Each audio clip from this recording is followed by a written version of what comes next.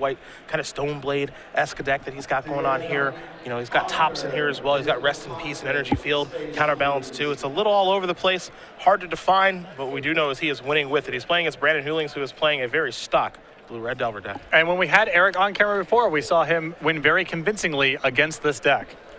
It's a polluted Delta to start things off in round number 9 here.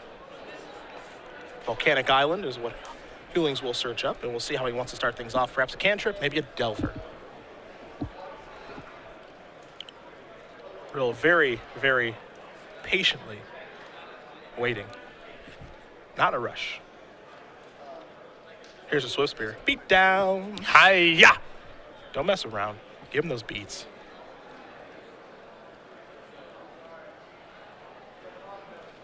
I love the Swift Spear. I'm a big, big fan.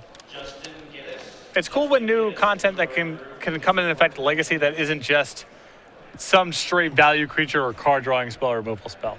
My favorite thing about this card too is that, you know, you take a look at, you know, if you rewind the tape, and we're talking about cards from Concert here, we're talking about rares and fetch lands, and you know, one of the cards we don't really even talk about. Treasure Cruise as a card that people would be doing. You know, it's probably too expensive. 8 mana. Can you really delve 7? Maybe yes, maybe no. As Rill's going to resolve a brainstorm. Maybe here. you play 2. Yeah. You know, it's that sort of thing. You know, not even really on people's radar. It's a common. Who cares about common? Show me the rares and the mythics. And Monastery Swift Spear. No one talked about this card. Nobody. Even more innocuous than Treasure Cruise. Yeah. Just what does this little beater do? Probably not all that much. Well, that's not even close to true. This card's fantastic. It's beaten in again. Now, so far, it hasn't done anything that Raging Goblin couldn't have done. Not yet. But alongside Gataxian Probes and other cheap cantrips, can easily be Goblin Guide's power level without the cost of your opponent drawing all those extra cards. Real going to draw his card here. He's getting ready. See if he can save off elimination because he's already under the gun. And one thing we know about Eric's deck list that Brandon probably doesn't know is that it looks as though Terminus is in the sideboard for Rill. So again, he's kind of a Miracles deck. He's kind of not. He's just a little all over the place. Well, he's moved more into this, you know, Enlightened Tutor package, trying to lock people out of the game in various ways, and then sideboards into a more conventional Miracles deck when that's what's called for. Scalding Tarn. Healings. Looks like he has a Delver of Secrets that he's going to deploy. So more creatures into the face of a potential Terminus because you look at Real Start, it looks like he's just a Miracles deck, but he's anything but that. But Brandon also might have the scouting report. Very true. Going to cast a Lightning Bolt here as Young Pyromancer and Monastery Swift Spear are going to get in the red zone. A couple of triggers, one for Prowess, one for the Pyromancer, and Elemental Token will be joining the party in just a second. And you can see that Brandon is trying to get very aggressive. Well, you want to get the game over with before Eric gets anything set up. Yeah. You can see True Name Nemesis in Eric's hand too, so it's very good to be as aggressive as possible. And that is definitely what this draw has allowed Brandon to do, is just be aggressive. Yeah. He is trying to give the beats.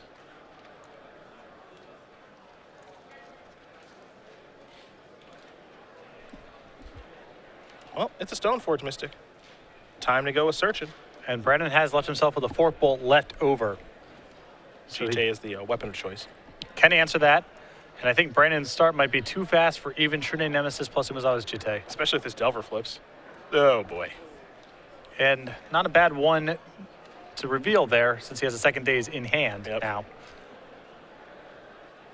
You know, it's funny, we don't really see this draw from this deck very often. You see a lot more cantripping, I feel like, early on. You know, the Ponders and the Brainstorms and all that stuff, but we're just seeing big beatdowns. Exactly. There's only 12 creatures in the deck. Yeah. So like you said, normally it starts with a creature, then it's cantripping and kind of searching for help. But this is just the critter draw. Yeah. That's an attack of 8. Rill's going to spin his top.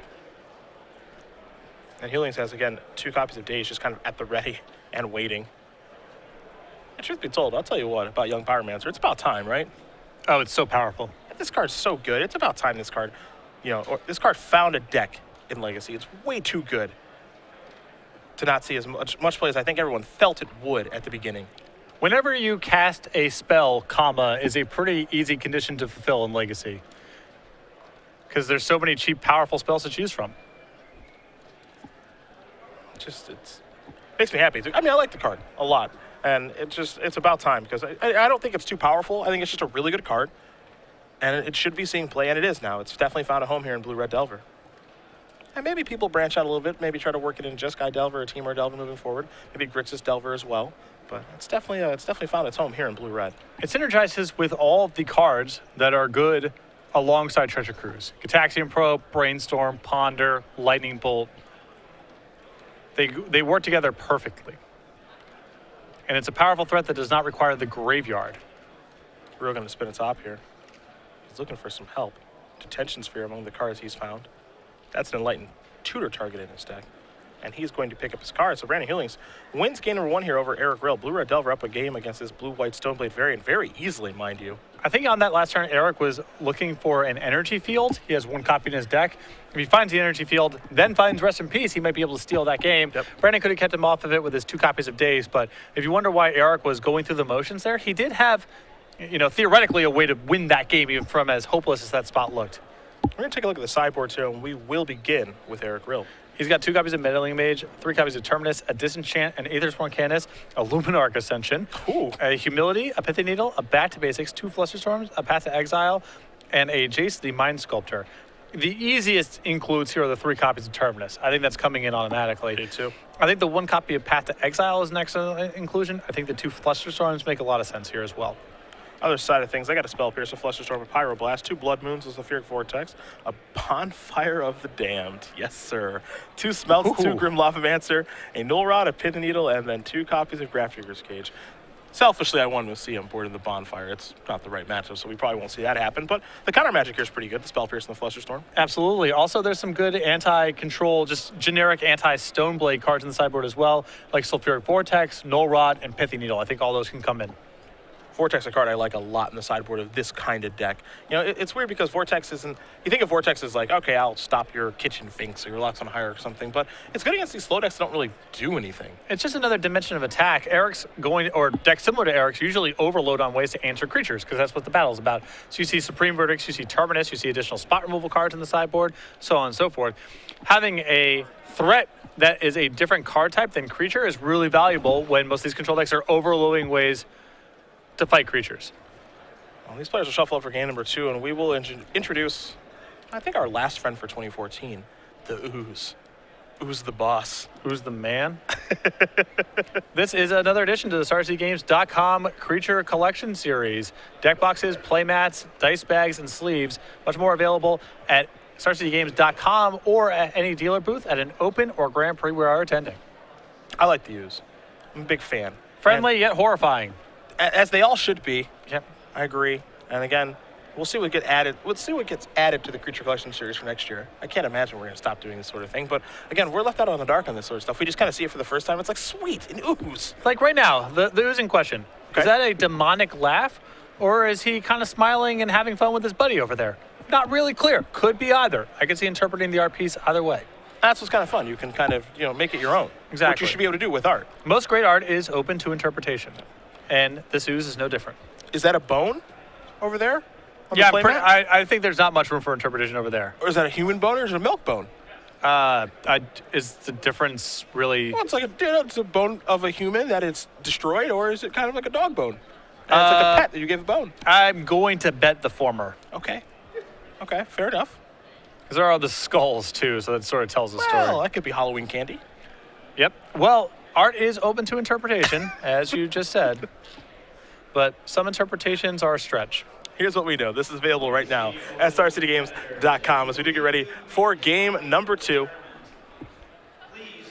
And Eric Rill will be on the play. This is a very important match for Eric, all kidding aside, as a top 8 here propels him right back into potentially qualifying for the Players' Championship at the end of the year. And he, like his friend Ken Ketter, looked at the end of Season 1 like he was going to be good to go. Yep. Did not attend many events, and now he's got a lot of work in front of him.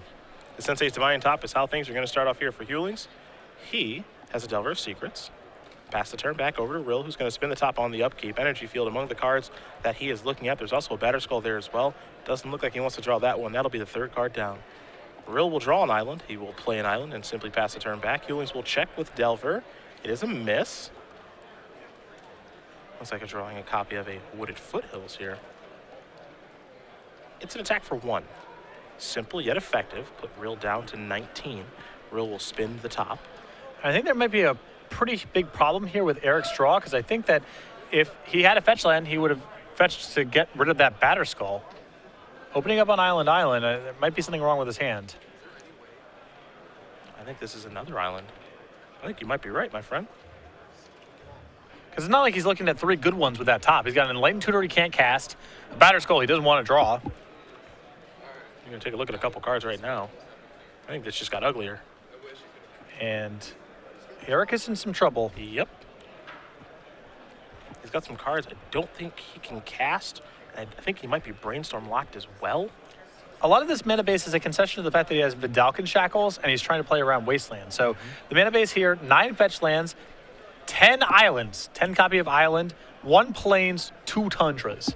Very basic land heavy, and you're seeing it on display right now, but not for better for Eric. Brainstorm here from Brandon on Rill's end step, so he's going to set up the top of his deck. You have to assume that Delver will be flipping. See what card he wants to actually reveal to Rill. That's the big question. Sulfuric Vortex and Force will look like the cards he's considering putting back.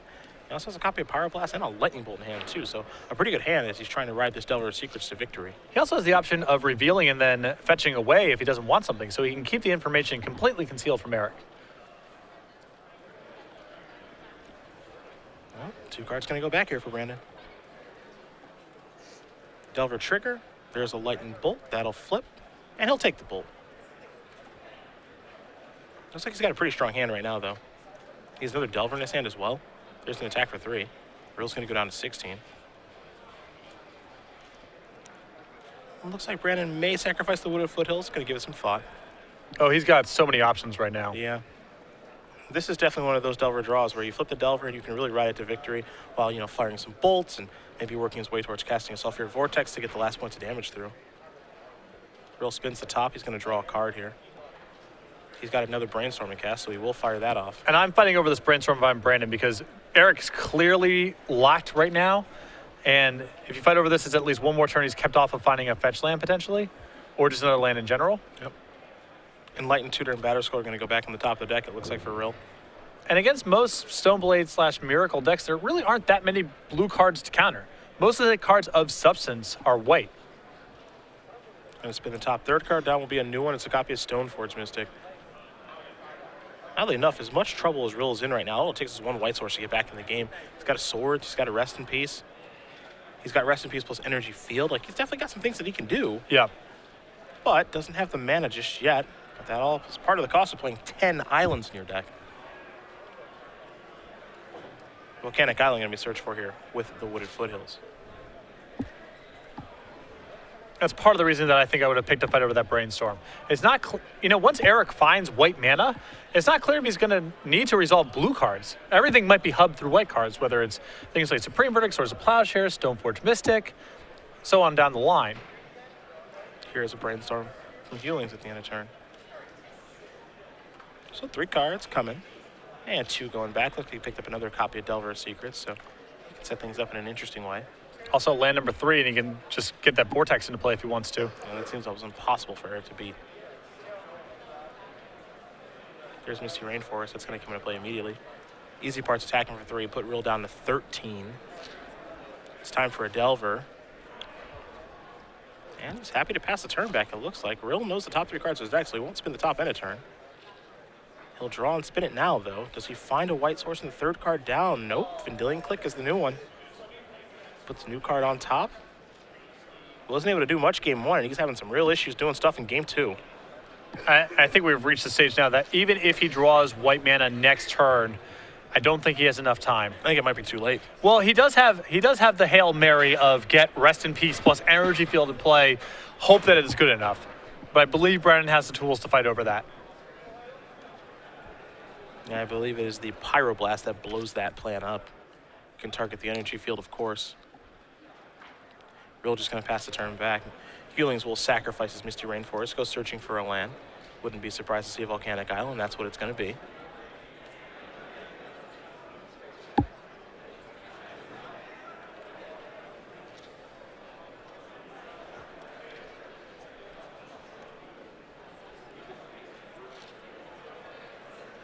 Checking with Delver. That's a hit. And quite a hit it is, actually, in Gataxian Probe. Let's see what's up over there, if you don't mind. I was curious as to why you aren't doing anything. Well, I think he kind of knows. Yeah. A Stoneforge Mystic. Make it 2 of them. A Swords, a Rest in Peace, Forcible, and an Energy Field. Those are the 6. Drawing a card. Delta, the mystery card, drawn here off the probe. And Brandon's hand has 2 bolts in it. Yeah. A Vortex. He knows the coast is relatively clear to cast this Vortex now. And if Rill wants to Forcible that, removing a blue card, his only blue card to remove is Energy Field. And Brandon still has a Pyroblast. Yep. That's in. Trigger. Rill's down to 5. He'll draw a card.